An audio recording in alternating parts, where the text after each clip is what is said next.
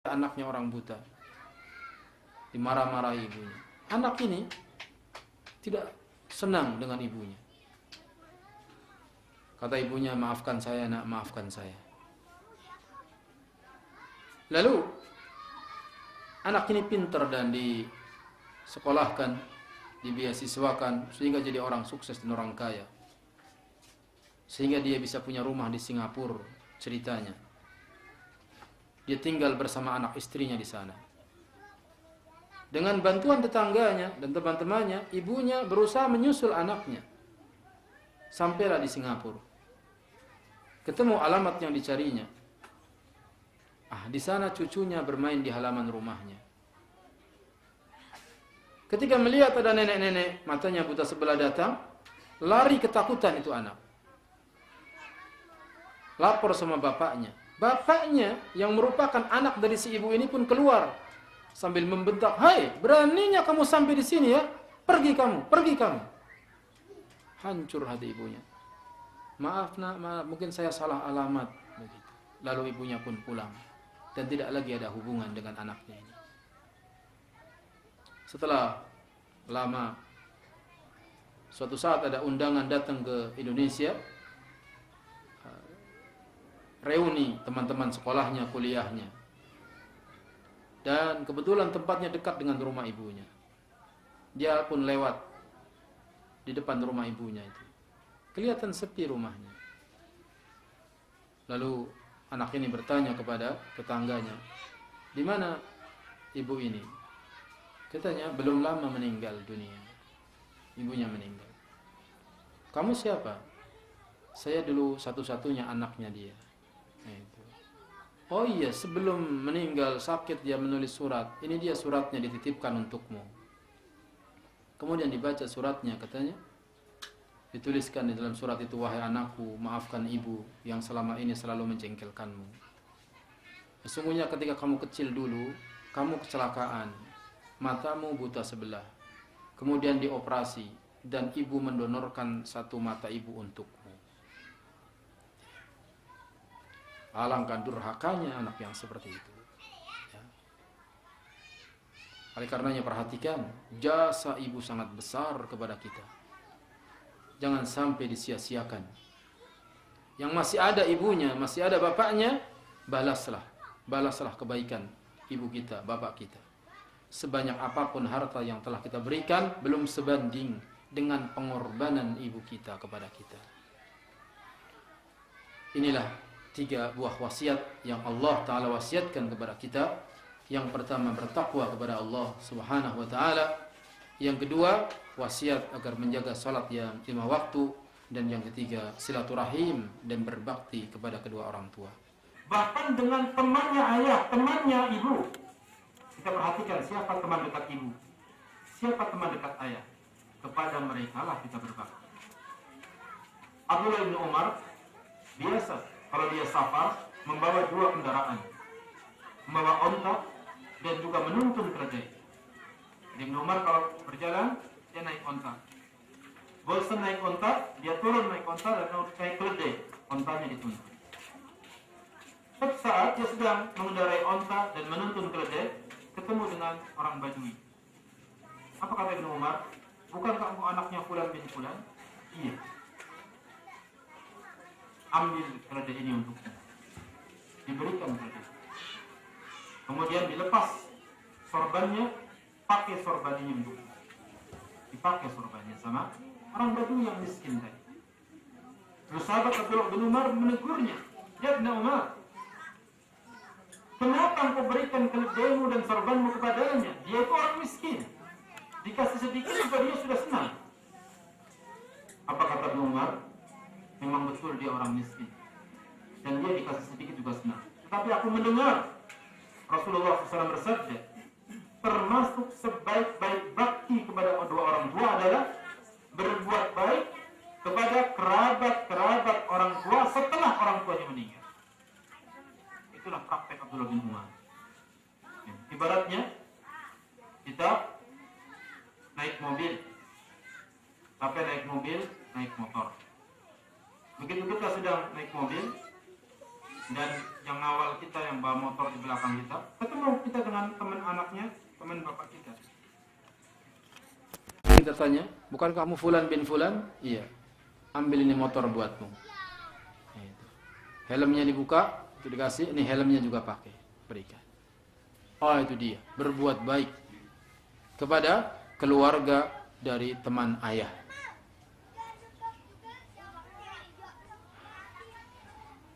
Ini hadiahnya, silakan. Yang kedua. Baik. Assalamualaikum warahmatullahi wabarakatuh. Waalaikumsalam. Barakallahu fiik ya Ustaz. Bagaimana cara seorang istri berbakti kepada orang tua kandung sendiri? Syukran. Bagaimana seorang istri berbakti kepada kedua orang tua kandungnya? Yang pertama, seorang anak wajib berbakti kepada kedua orang tua. Yang kedua, berbeda antara laki-laki dan perempuan. Apabila dia anak laki-laki, maka nomor satu baktinya harusnya kepada ibu dan bapaknya. Yang ketiga, apabila dia seorang wanita, maka setelah dia menikah, bakti yang terbesar adalah kepada suaminya. Sebelum menikah atau setelah menikah kemudian suaminya meninggal misalnya, maka seorang wanita berbakti kembali kepada orang tuanya. Apabila sekarang statusnya sebagai seorang istri dan dia ingin berbakti kepada kedua orang tuanya, maka berbaktilah dengan harta. Suami memberikan kepada istri uang belanja misalnya, dan sudah dibelanjakan dan tidak kurang kebutuhan gizi keluarganya, masih sisa, dan duit itu diberikan sama istri, dan itu hak istri, lalu si istri memberikan kepada orang tuanya, maka itu halal, maka itu boleh. Atau si istri punya usaha, punya penghasilan, maka hasil yang didapatkan oleh seorang istri itu milik istri, bukan milik suaminya. Kecuali kalau si istri menyerahkannya kepada suaminya dengan sukarela. Apabila harta itu adalah milik istrinya, kemudian si istri hendak menyedekahkannya kepada orang tuanya atau memberikan kepada orang tuanya, maka suaminya tidak boleh melarangnya. Tidak boleh suaminya melarangnya. Itu diantara caranya. Dan istri harusnya pandai menyenangkan suaminya, sehingga suaminya akan mengizinkan kepada istrinya untuk berbakti kepada orang tuanya. Jangan kau sakiti suamimu, yang dengan sebab itu suami menjadi benci kepadamu. Dan akibat dari kebencian suamimu kepadamu, suamimu pun melarangmu untuk berbakti kepada orang tuamu. Jadilah engkau budak bagi suamimu, niscaya suamimu akan menjadi budakmu. Jadilah engkau budak bagi suamimu, niscaya suamimu akan menjadi budakmu. Itulah jawaban untuk seorang istri cara berbakti, yaitu dengan cara berbuat baik kepada suami, sehingga suami pun mengizinkan istrinya untuk berbakti kepada orang tuanya. Wallahu a'lam. Ayo. Ustaz, kalau orang tuanya jauh gimana? Kalau orang tuanya jauh, maka berbakti dengan wesel, berbakti dengan ATM, berbakti dengan telepon, seperti itu. Ini ada pertanyaan selanjutnya dari Umahat Ustaz. Apa yang harus dilakukan apabila ada saudara sekandung yang baik hanya seorang diri, sedangkan istrinya tidak mau menyambung silaturahim dengan keluarga suaminya, apalagi dengan ibu mertuanya, dikarenakan kekesalan si istri terhadap perilaku ibu mertuanya? Bagaimana Ustaz menyikapinya? Syukran jazakallahu khair. Jawabannya, seorang suami harusnya pandai mendidik istrinya, yaitu dengan mengajarinya, wahai istriku, kalau engkau cinta kepadaku, kau harus cinta dengan ibuku, karena aku adalah milik ibuku. Itu seorang suami katakan kepada istrinya, kalau engkau mencintaiku, kau juga harus cinta kepada ibuku. Sebab kalau ibuku mengatakan kepadaku, wahai anakku, ceraikan istrimu, maka hak buat saya untuk menceraikanmu. Ibuku tidak mungkin bisa kuceraikan selama-lamanya. Enggak ada mantan ibu. Tetapi istri itu bisa jadi istri kita kalau kita masih cinta. Kalau kita sudah tidak cinta, maka dia mantan istri kita. Betul? Maka jangan macam-macam wahai istriku. Itu harus dikatakan kepada istri, dan itu bukan main-main. Lihatlah Nabiullah Ibrahim alaihi wassalatu wassalam ketika datang ke rumah Ismail, anaknya. Kemudian didapatinya istrinya Ismail. Lalu ditanya, di mana suamimu? Sedang pergi mencari air. Bagaimana kehidupanmu? Kehidupan saya susah, enggak enak. Ismail begini dan begitu. Dia jelek-jelekan Ismail. Apa kata Nabi Ibrahim? Salamku untuk Ismail. Kalau dia pulang, kasih tahu, ganti palang pintunya. Maka begitu pulang Ismail, maka Ismail pun merasa ada sesuatu. Ada orang yang datang, ada orang tua begini dan begini. Ada kata-kata dari dia, ada salam, iya dia mengucapkan salam untukmu dan kamu disuruh ganti itu palang pintunya. Apa kata Ismail? Yang dimaksud palang pintu adalah kamu. Sekarang pulanglah engkau kepada orang tuamu. Pulanglah kamu kepada orang tuamu. Cerai. Berani melanggar perintah, orang tua ngomong sama anak, ceraikan dia, maka anak taat sama orang tua. Demikian juga Umar bin Khattab. Dia menyuruh Abdullah bin Umar. Kata Abdullah bin Umar, "Ya Rasulullah, Umar membenci istriku, sedangkan aku mencintainya. Umar menyuruh aku menceraikannya." Apa kata Nabi? Ceraikan istrimu. Ceraikan istrimu. Seperti itu. Lalu bagaimana zaman sekarang?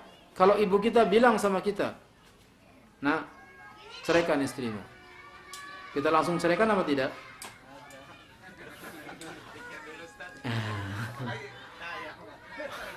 Maka harus diperhatikan. Apa yang mendasari ibu kita mengatakan begitu? Apabila ibu kita mengatakan seperti itu dengan dasar-dasar yang syar'i, karena buruknya akhlak istri kita, maka kita ikuti. Semoga nasihat ini bermanfaat untuk saya dan juga hadirin semuanya. Wassallallahu ala nabiyyina Muhammadin wa ala alihi wa ashabihi ajmain. Silahkan kalau ada yang bertanya, dipersilahkan.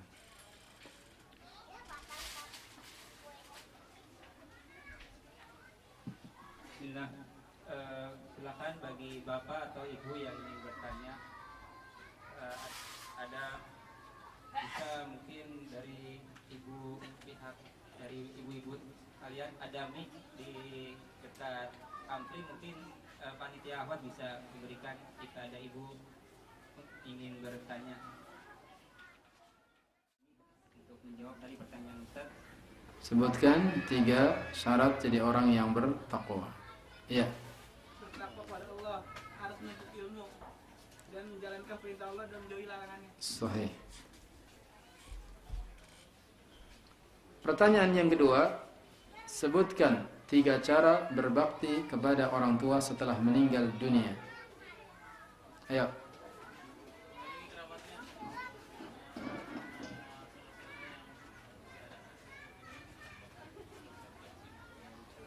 Satu apa? 2.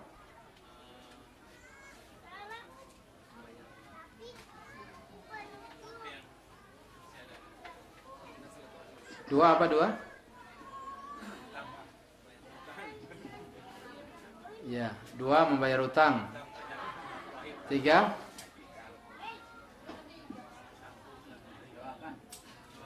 mendoakan. Hadiahnya barang-barang bagi-bagi bertiga.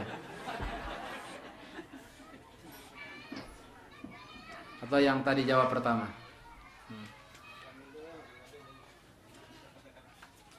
Pertanyaan yang terakhir, karena hadiahnya tinggal 1.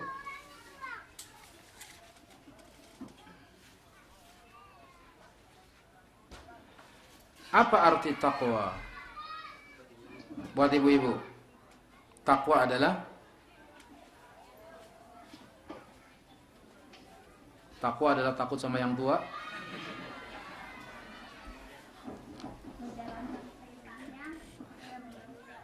Iya betul, menjalankan perintah dan menjauhi larangan.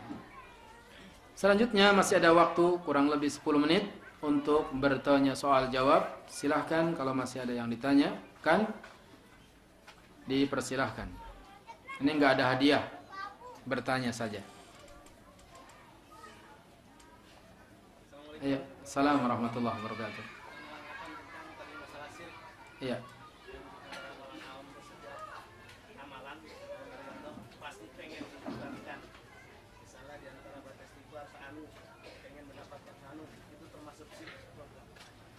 Iya. Apakah termasuk syirik apabila kita beramal dengan mempunyai harapan-harapan? Apabila harapan yang kita harapkan dari manusia, maka itu syirik. Dan itu bagian dari riya. Dikatakan ahwafu ma khafu alaikum asyirkul asghar. Fasu'ila anhu faqala ar-riya. Perkara yang paling aku takutkan atas kalian adalah syirik kecil. Ketika Nabi ditanya apa itu syirik kecil, jawabannya riya. Dia memperbagus salatnya karena di belakang ada calon mertua. Berarti salatnya bukan lillahi ta'ala tapi lil calon mertua. Ini yang seperti itu syirikun asghar. Adapun kalau dia mengharapkan kepada Allah, maka tidak termasuk syirik. Misalnya di bulan Ramadan saya bersedekah 100 juta. Semoga Allah lipat gandakan pahala saya di akhirat dan semoga saya dapat 100 miliar. Sedekah. Mengharap kepada siapa? Kepada Allah. Jika itu diharapkan kepada Allah, maka tidak termasuk syirik. Jadi semua yang diharapkan kepada Allah, maka itu diperbolehkan. Oleh karenanya Nabi memberikan motivasi. Barang siapa yang ingin dipanjangkan umurnya, diluaskan rizkinya, maka sambunglah silaturahim. Berarti di situ Nabi SAW memberikan harapan-harapan dunia berupa panjang umur dan berupa banyak rizki dengan amal silaturahmi. Maka yang seperti itu boleh. Bahkan di antara kunci-kunci rizki adalah menyambung umrah dengan haji. Misalnya sekarang Ramadan, kita berangkat umrah. Kemudian begitu minggu depannya haji, kita berangkat haji. Menyambung umrah dengan haji itu akan menghilangkan kemiskinan seperti api yang menghilangkan karat dari besi. Besi yang berkarat apabila dibakar akan rontok. Akan rontok karat-karatnya. Tetapi di sini orang yang umrah kemudian disambung dengan haji akan merontokkan kemiskinan. Apakah haji harus kaya? Tidak harus kaya kalau rumahnya di Mekah. Haji nggak jadi kaya kalau rumahnya di mana? Di Mekah. Kalau orang Cibinong ya harus 35 juta. Nunggu lagi lama. Silahkan jika ada yang ditanyakan. Ya. Waalaikumsalam warahmatullahi wabarakatuh.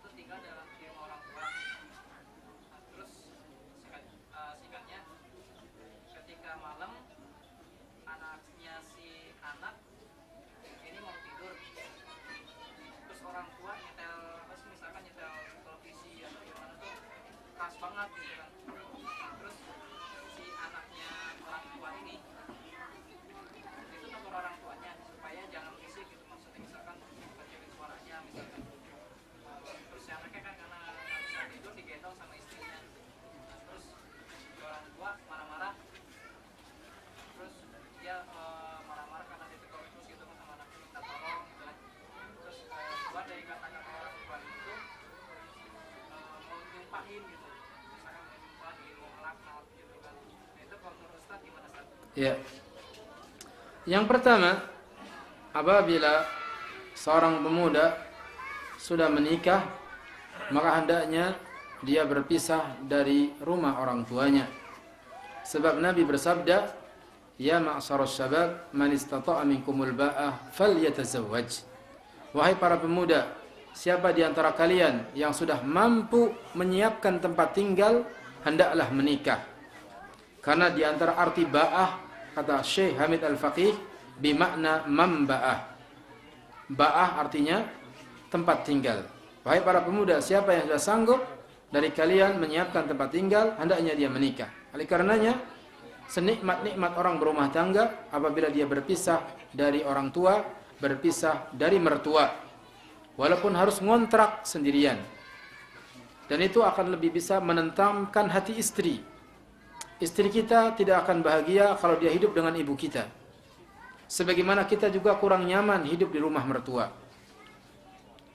Kemudian apabila seperti itu keadaannya, maka kita yang tinggal di rumah orang tua kita tidak boleh kita marah, apalagi menegur dengan keras kepada orang tua, atau sering-sering tolong jangan digedein, jangan digedein TV-nya. Kenapa demikian? Ibu kita udah kurang pendengarannya. Itu. Kalau dengerin TV kecil-kecil dia nggak jelas, maka dia harus gede. Sementara memang anak kita masih kecil dan terganggu, maka solusinya adalah kita pindah, cari kontrakan. Kemudian tidur di kontrakan lebih nyaman insyaallah taala. Kemudian kalau ibunya nyumpah-nyumpah, marah-marah, iya karena dia tersinggung. Apalagi kita tinggal di situ, kemudian masak juga ikut orang tua, dan kita jarang memberikan bantuan beli sayur, beli beras. Tentu orang tua kita marah, mau ngusir, nggak enak anak kita, dibiarkan, orang tua juga sakit hati. Maka tidak boleh disalahkan 100% orang tua kita. Tetapi kita